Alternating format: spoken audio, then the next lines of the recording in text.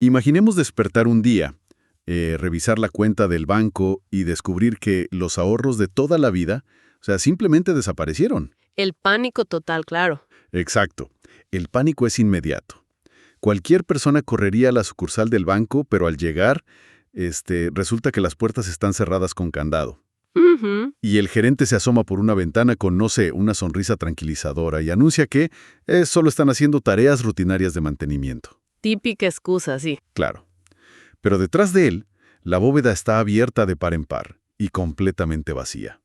A ver, en el mundo físico esto sería un escándalo monumental. Totalmente. Habría policías, investigadores, todo acordonado. Exactamente, habría una investigación transparente. Pero cuando cruzamos la frontera hacia el mundo digital, o sea, hacia la ciberseguridad del gobierno y la protección de nuestros datos, esa claridad, bueno, se evapora por completo. Es como si se hicieran la vista gorda, digamos. Tal cual. Y bienvenidos a este nuevo análisis a fondo. Nuestra misión de hoy, revisando una pila de documentos que incluyen el informe de Ranking Government Cybersecurityism y un reporte normativo sobre Letonia y la Unión Europea, es desentrañar por qué. Sí, porque las instituciones que supuestamente deberían protegernos están, digamos, ocultando activamente los peores ciberataques de la historia. Es de locos. Y bueno, vamos a desglosar esto, porque las implicaciones de esta investigación van mucho más allá de un simple problema técnico. O muchísimo más allá. A ver, estamos hablando de una alteración fundamental en el contrato social. Cuando revisamos los documentos, surge un concepto central acuñado por el investigador Alberto Daniel Gil. El famoso protocolo del silencio, ¿no? Exacto. El protocolo del silencio o simplemente secretismo. Y lo fascinante aquí es que no se trata de, digamos, la reacción de pánico de un burócrata asustado que no sabe qué hacer. No es un error humano aislado. Para nada. Es un mecanismo de defensa institucional. Es estructural. Y esa es la parte que, la verdad, resulta más difícil de asimilar. O sea, las fuentes sugieren que los gobiernos y los bancos priorizan conscientemente su propia reputación. Su imagen política, sí. Claro, su imagen por encima de la seguridad de la gente. Porque cuando ocurre un robo masivo de información y la institución guarda silencio, dejan a millones de personas totalmente expuestas. Expuestas a fraude financiero, robo de identidad. Estafas, todo. Les quitan la oportunidad más básica de defenderse. Porque, a ver, si no sabes que te robaron, no vas a cambiar tu contraseña ni congelar tu crédito. Lógico, no puedes defenderte de algo que no sabes qué pasó. Exacto.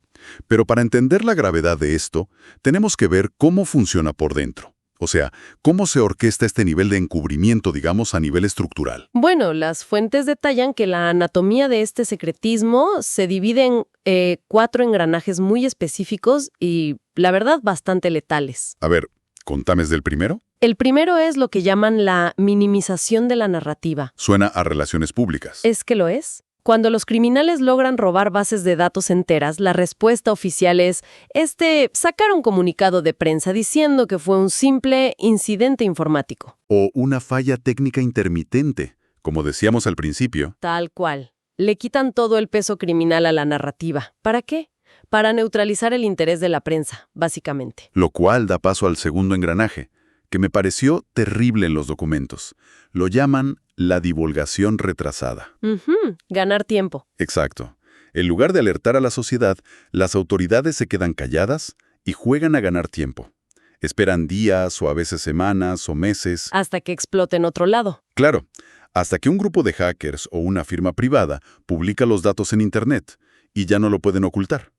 Y recién ahí el gobierno lo admite, pero de manera súper reactiva. Y esa demora alimenta el tercer mecanismo, que para mí es quizás el más pernicioso de todos, que es la parálisis legal.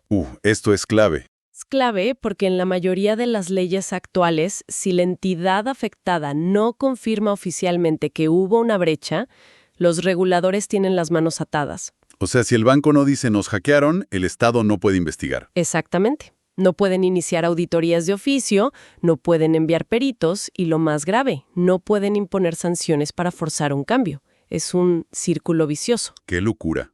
Y el cuarto mecanismo, bueno, ya roza la negligencia criminal, que es el aislamiento de la información.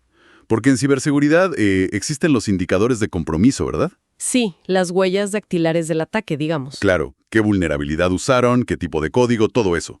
Pero por mantener el secretismo, la agencia vulnerada se niega a compartir esta info con el resto del Estado. Que es aislar el problema de la peor manera. A ver, leyendo esto se me ocurrió una analogía. Es como si el administrador de un edificio en llamas descubriera dónde empezó el fuego, pero se negara a activar la alarma general para no dañar el prestigio de su edificio. ¡Guau! Sí, es una imagen perfecta. Y mientras tanto, el fuego se propaga silenciosamente por los conductos hacia todos los departamentos de los vecinos que siguen durmiendo. Es que si conectamos esto con el panorama general, ilustra perfecto la catástrofe sistémica. De hecho, los documentos relacionan esta dinámica con algo que el especialista Bruce Shainer llama la brecha de seguridad. ¿Cómo funciona esa brecha? Shainer explica que hay un intervalo de tiempo crítico entre el momento en que los criminales explotan una falla tecnológica y el momento en que la sociedad o la industria logran desarrollar un parche para arreglarla. Y el protocolo de silencio básicamente amplía esa brecha a niveles absurdos. Inmensamente. Porque al no activar esa alarma de incendios de tu analogía, el Estado le regala a los atacantes meses de acceso libre. Meses donde pueden sacar más datos y acomodarse en las redes. Exacto. Y además le impiden a la comunidad de ciberseguridad empezar a construir defensas. Así que un problemita técnico se transforma, digamos, en un riesgo de seguridad nacional enorme. Y prolongado, ¿sí? Y para que quienes nos escuchan entiendan el impacto humano de eso, el informe tiene un caso de estudio que es, la verdad, perturbador. El de Uruguay, ¿Sí? el país que está en el primer lugar mundial del ranking de secretismo con un 9.7 sobre 10, es Uruguay. Es un puntaje altísimo, casi perfecto. Y aquí vemos la evolución final del secretismo. O sea, ¿qué pasa cuando el Estado no solo ignora el incendio, sino que ataca a los que intentan apagarlo? El documento menciona un ataque en septiembre de 2025 contra el BHU, el Banco Hipotecario del Uruguay. Sí, ese incidente es súper revelador. Fue un ataque de ransomware por parte de un grupo llamado Crypto24. Y a ver, para dar contexto, el ransomware no es solo que te roban. Es un secuestro digital. Exactamente.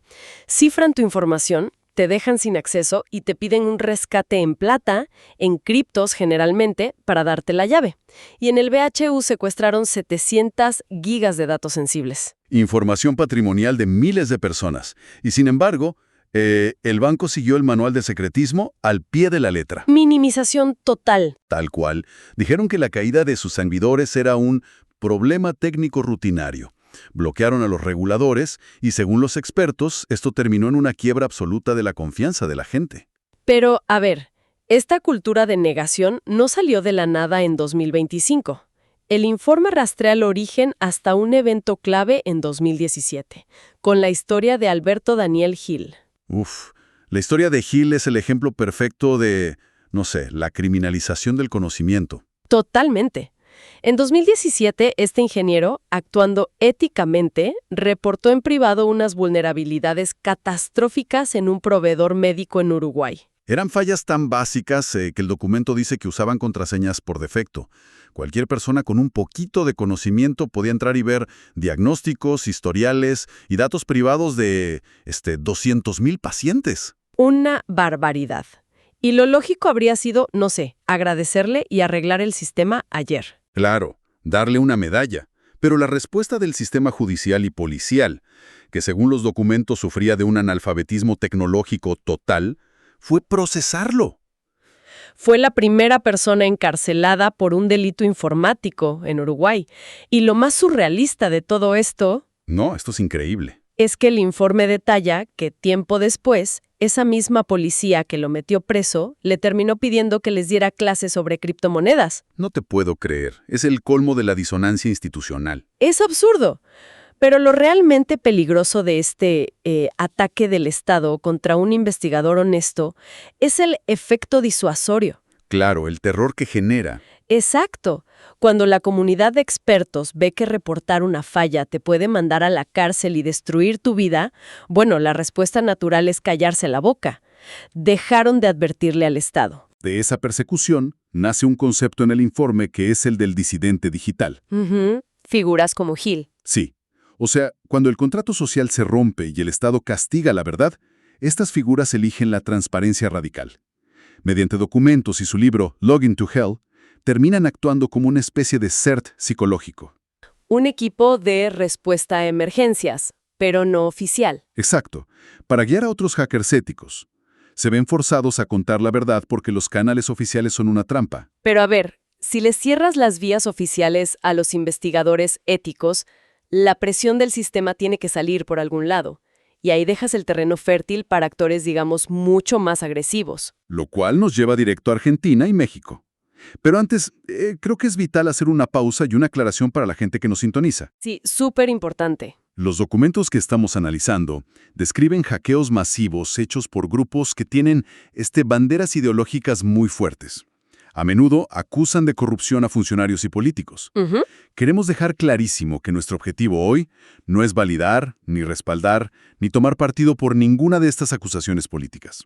Solo estamos reportando los hechos forenses y técnicos de las fuentes para entender este fenómeno a gran escala. Exacto, estricta imparcialidad. Y si lo vemos desde el lado técnico, Argentina, que está en el puesto 5 del ranking de secretismo, vive lo que llaman un asedio digital continuo. ¿Sí? El caso más fuerte que detallan es del 30 de marzo de 2026. Una agrupación llamada Cronus Team hackeó simultáneamente 28 agencias del Estado. 28 agencias a la vez, exponiendo más de 8 millones de registros. Estamos hablando de DNI, datos de salud, de seguridad, todo disponible para criminales. Y el análisis de Hill muestra que la infraestructura era tan de papel que el ataque tomó entre 5 y 10 minutos. Nada, un suspiro. Y la respuesta de la administración de Milei fue aplicar el protocolo del silencio. O minimizaron todo diciendo que eran datos viejos, o simplemente lo ignoraron. Y claro, esa falta de canales oficiales hace que surjan figuras superpolarizantes. El informe habla mucho de GovEd. Sí, el responsable de lo del RENAPER y Mi Argentina. Exacto. Y para el Estado, este tipo es un criminal, punto. Pero en los foros de ciberseguridad lo ven como un informante radical, alguien que tuvo que exponer a la fuerza que la infraestructura estaba, deplorable. Y si nos vamos a México, que está en el puesto 8, la cosa muta hacia una guerra de narrativas súper tóxica.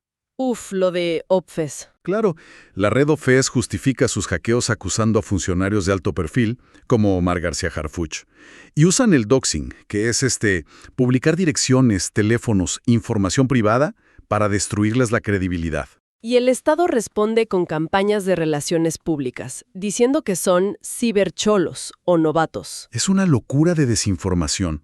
Y el caso que encapsula esto es el de Héctor López y su organización, OIGE. Este tipo tenía una superimagen mediática en México. Se vendía como el gran gurú de la ciberseguridad forense, respaldando al gobierno. Hasta que todo implosionó en vivo. O sea, el informe relata que estaban en un space de la plataforma X llamado Bombitas del Gobierno, con miles de personas escuchando. ¿Qué momento ese? La comunidad técnica le pidió pruebas reales, datos duros para sostener lo que decía de estos grupos hacktivistas. Y López no pudo mostrar nada. Cero. Y ahí es donde entra Alberto Daniel Gil a desarmar todo su discurso, ¿no? Exacto. Gil demostró paso a paso sus deficiencias operativas. Y como López no tenía argumentos, empezó a insultar y amenazar. El informe lo llama un colapso reputacional en tiempo real. Una sentencia de muerte para su carrera, básicamente porque la retórica no sobrevive al análisis técnico. Totalmente. Pero, a ver, viendo todo este caos en nuestra región, me surge una duda. Por un lado, los gobiernos mienten, y por el otro, estos hacktivistas tiran millones de datos privados a Internet diciendo que es por la verdad. ¿Esta justicia performativa realmente ayuda a la sociedad?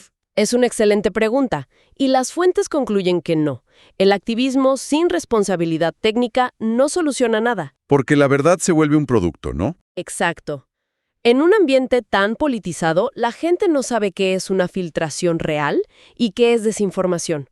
Por eso el documento insiste en que el rigor forense independiente es la única salida.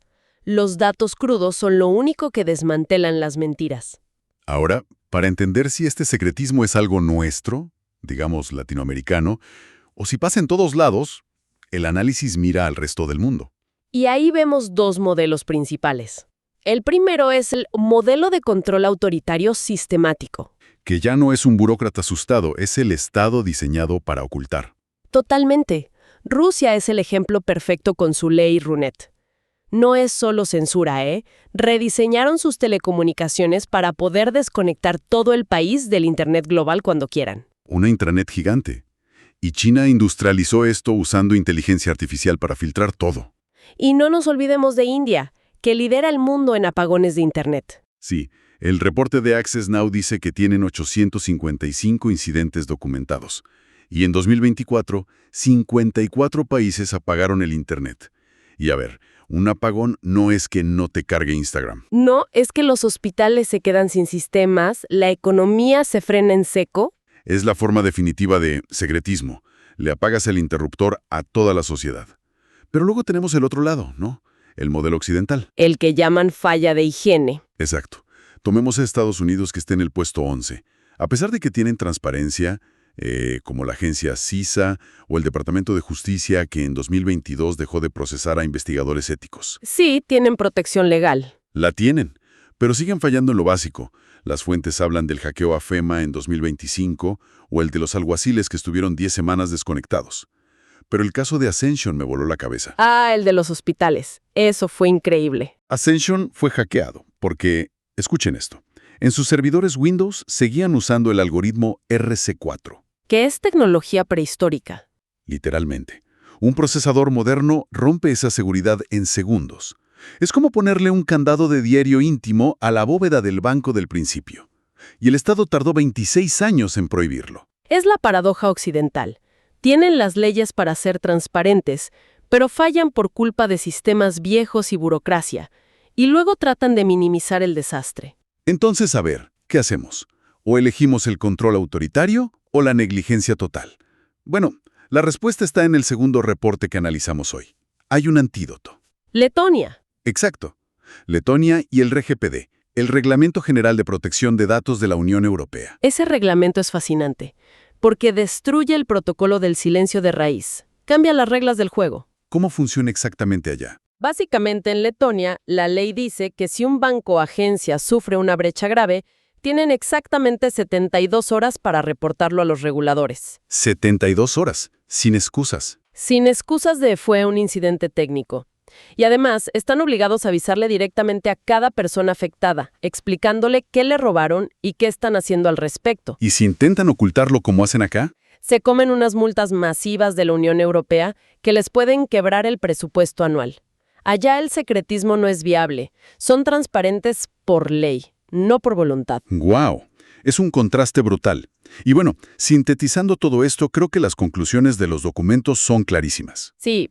Primero hay que abolir el protocolo del silencio. No se puede priorizar el prestigio institucional sobre la seguridad de la gente. Segundo, necesitamos leyes de notificación obligatoria, tipo Letonia. Y tercero, y esto es vital, hay que proteger legalmente a los investigadores éticos. Es de locos encarcelar al único que te avisa que el edificio se está cayendo a pedazos. Totalmente.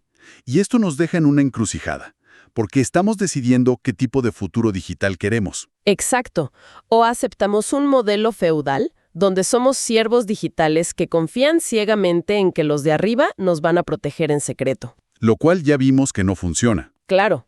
O exigimos una transparencia radical, que es la única forma de tener verdadera soberanía digital. Y para cerrar, quiero dejarles un pensamiento bastante provocador que mencionan las fuentes hacia el final. A ver. Sabemos que los gobiernos hoy ya están empezando a delegar decisiones críticas, tipo temas de salud, seguros, hasta sentencias judiciales, a sistemas de inteligencia artificial de grandes corporaciones. Sí, la automatización del Estado. Exacto.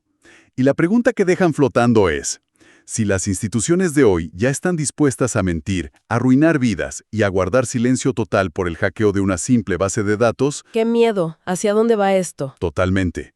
¿Qué nivel de encubrimiento catastrófico nos espera cuando el protocolo del silencio se use para tapar los errores, los sesgos y los abusos de una inteligencia artificial gubernamental que opera sin ningún tipo de escrutinio público? Es para no dormir. Se los dejamos para que lo piensen. Gracias por acompañarnos en este análisis a fondo. Hasta la próxima.